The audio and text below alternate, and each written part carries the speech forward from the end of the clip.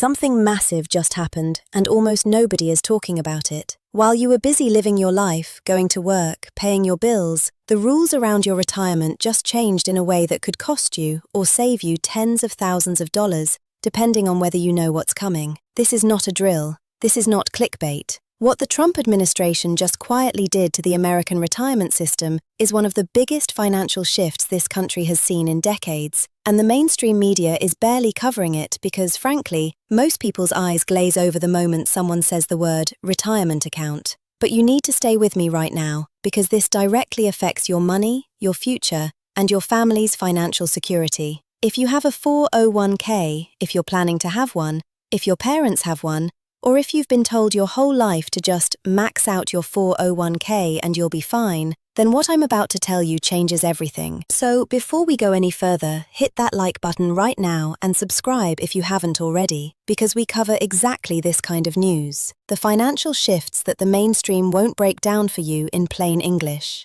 Okay, let's get into it. For decades, the 401k has been the golden standard of American retirement planning. You've heard the advice 1,000 times. Put money in your 401k, get your employer match, let it grow tax-deferred.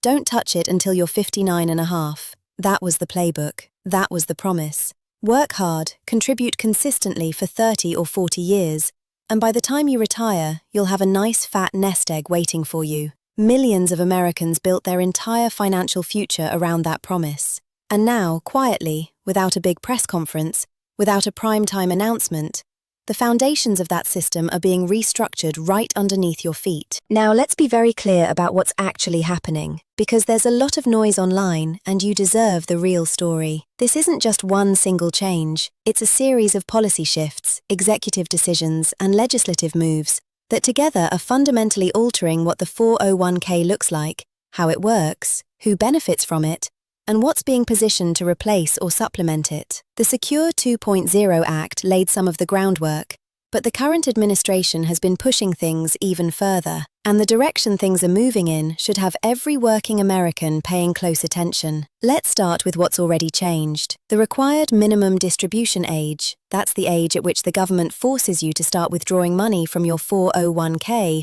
whether you want to or not, has been pushed back again. It's now 73, and it's scheduled to go to 75 by 2033. On the surface, that sounds like a good thing, right? More time for your money to grow. But here's the part nobody's talking about. If you're a middle-class American who depends on that money to live in retirement, pushing back the withdrawal date doesn't help you. It actually helps wealthier Americans who don't need the money yet and want to keep it sheltered from taxes as long as possible. For the average person, this change is largely irrelevant to their day-to-day retirement reality, but it's a big win for high earners. And that's a pattern you're going to keep seeing as we go deeper into this story. Now here's where things start to get really interesting, and honestly, a little alarming. The Trump administration has been very openly pushing a shift toward what they're calling private investment options inside retirement accounts. For most of the history of the 401k, the investments available to regular workers were pretty standard: mutual funds, index funds, target date funds,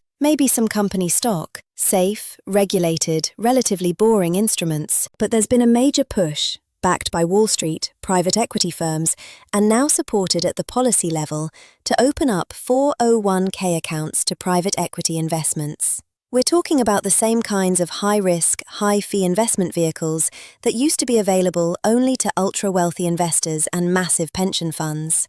And now they want to put them inside your retirement account. Let that sink in for a second. The people managing your retirement savings, the ones who are supposed to be protecting your future, are being given the green light to invest your money in private equity deals that are illiquid, meaning you can't easily pull your money out, that charge significantly higher fees, and that carry substantially more risk than the index funds you've been putting your money into all these years. The Department of Labor under the current administration has signaled clearly that it intends to expand the access of private equity and alternative investments into 401k plans. And the financial industry is absolutely salivating over this, because they get to charge you more fees for the privilege of taking on more risk with your money.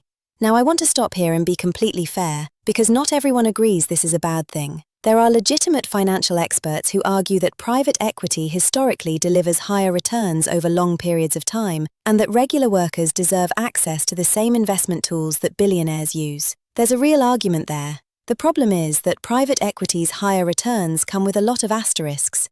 The fees are much higher, the lock-up periods are long, the transparency is far lower than what you get with publicly traded funds, and the investors who have historically done best in private equity are the ones who have teams of financial advisors watching their portfolios and can afford to leave their money locked up for a decade. The average American worker is not that person, and putting these kinds of investments inside a 401k without serious safeguards could expose millions of people to losses they simply cannot afford this close to retirement. But let's keep going, because this is where the story gets even bigger. While all of this is happening on the 401k side, something else is being quietly built on the other side of the equation, and this is the part that most financial news channels are completely ignoring. The administration has been strongly pushing the expansion of what are called Roth accounts, specifically Roth IRA conversions, as the preferred retirement savings vehicle going forward. The signal is unmistakable. Policy after policy is being structured to incentivize you to move away from traditional pre-tax retirement accounts and toward after-tax Roth accounts. And you have to ask yourself,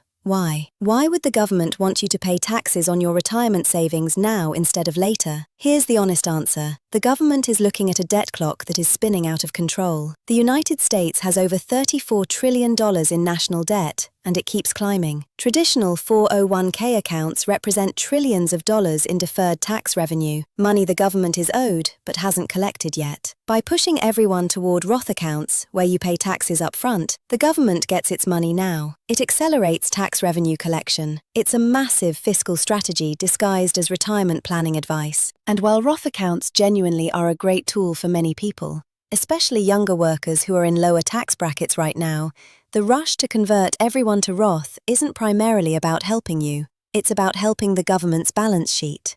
This is the part where you need to sit with what you just heard. Because when a government starts restructuring retirement incentives to accelerate tax collection, it's a sign that they are worried about future revenue. And when they simultaneously start opening up 401k plans to higher fee, higher risk private investments, you have to follow the money and ask who really wins here. It's not the average worker, it's the private equity firms that get access to trillions in retirement savings. It's the government that gets tax revenue sooner, and you're the one taking on more risk, paying more fees, and potentially ending up with less in retirement than the old, boring index fund strategy would have given you. Now let's talk about what's actually replacing the old 401k model, because there are some genuinely positive developments here too, and I want to give you a complete picture. One of the most significant changes is the push for what are called emergency savings accounts linked to retirement plans. Under newer rules, employers can now offer employees the ability to contribute a small portion of their paycheck into a liquid emergency savings account that's connected to their retirement plan. This is actually a really smart policy for lower and middle-income workers. One of the biggest reasons people raid their 401k early and pay the penalties is because they had no emergency fund and life happened. Car broke down, medical bill, job loss. Having a structured emergency savings component attached to the retirement system could genuinely help millions of Americans stop destroying their retirement savings every time an unexpected expense hits. There's also been a significant push around automatic enrollment. New rules are requiring more employers to automatically enroll workers in their 401k plans rather than making participation opt-in. This sounds small, but it's actually huge. Behavioral economics research consistently shows that when you have to actively sign up for something, far fewer people do it. When you have to actively opt out, most people stay in. Automatic enrollment alone has the potential to bring millions of workers, particularly younger, lower-income workers who historically skipped 401k enrollment, into the retirement savings system for the first time. That is a genuine win, and we should acknowledge it. The catch-up contribution rules have also been changed significantly. If you're over 50, you've always been allowed to contribute extra money to your 401k above the standard limit. The new rules expand catch-up contributions for workers in their early 60s specifically. From age 60 to 63, you can now contribute even more than the standard catch-up amount. This is incredibly valuable for people who got a late start on retirement savings, or who went through financial setbacks. A divorce, a layoff, a health crisis. that wiped out their earlier savings. If you're in that age range, this change is directly relevant to you, and you should be talking to a financial advisor about maximizing it right now. But here's the bigger picture that ties all of this together. What we are watching is the slow but unmistakable transformation of the American retirement system from a relatively simple, democratized, tax-deferred savings structure into something far more complex, far more connected to Wall Street, and structured in a way that primarily benefits those who already have significant wealth and financial sophistication. The 401k as you knew it, the simple, predictable, set-it-and-forget-it vehicle, is being layered with complexity. Private equity options, Roth conversion incentives, new account types, expanded investment menus with higher fees, and sitting in the middle of all of this is the average American worker who just wants to retire comfortably and is now expected to make sophisticated investment decisions that even professional financial advisors debate endlessly. Let me talk about what this means for you practically right now. First, if you have not yet talked to a fee-only financial advisor about your retirement strategy, now is the time. Not a commission-based advisor who makes money selling you products, a fee-only fiduciary who is legally required to act in your best interest. The landscape is changing fast enough that generic advice you got 5 years ago may no longer serve you. Second, pay attention to what your employer's 401k plan is adding. If they start offering private equity or alternative investment options, don't automatically opt in just because they're available. Ask hard questions. What are the fees? What are the lockup periods? How liquid is this investment? Who is managing it, and what's their track record? Third, seriously evaluate whether a Roth conversion makes sense for your specific situation. For some people, especially those who expect to be in a higher tax bracket in retirement than they are right now, staying in a traditional pre-tax account is still the smarter move. Don't let the policy incentives push you into a decision that's not right for your individual tax situation. Fourth, and this is something almost nobody is talking about, watch what happens to Social Security in this environment. Every major restructuring of the 401k system over the past 30 years has happened in the context of a broader retreat from guaranteed retirement income. The pension is essentially gone for most private sector workers. The 401k was supposed to be the replacement, and now the 401k itself is being transformed into something more complicated and more risky. If Social Security gets cut or restructured in the next decade, and there is serious bipartisan concern about its long-term solvency, the retirement security of millions of Americans could be in genuine crisis. The time to build financial resilience is now, not when the crisis hits. Here's something else that's flying under the radar. The administration has been rolling back certain fiduciary protections that were put in place specifically to prevent financial advisors from steering retirement savers into products that benefit the advisor rather than the client. These protections were hard-fought and hard-won. Weakening them in an environment where more complex, higher-fee investment products are being introduced into 401k plans is a dangerous combination. It means more people could find themselves in products they don't fully understand, paying fees they didn't fully realize they were paying, on the advice of someone whose interests weren't fully aligned with theirs. This isn't hypothetical. It happened before the 2008 financial crisis, and the retirement accounts of millions of Americans paid the price. The deeper truth here is that America has never solved the retirement security problem. We've just kept layering new systems on top of old ones, without ever addressing the fundamental reality that most Americans don't earn enough, don't save enough, and aren't given enough institutional support to retire comfortably. The 401k was never supposed to be the sole source of retirement income. It was designed as a supplement to pensions that no longer exist, and Social Security that was never meant to be a primary income source. And now we're tinkering with that already insufficient system in ways that add complexity and risk without addressing the underlying problem. What you're watching right now is a critical inflection point. The decisions being made in Washington right now about your retirement account will play out over the next 20 to 30 years. The people making those decisions are not primarily thinking about the 55-year-old factory worker or the 40-year-old nurse trying to save for retirement.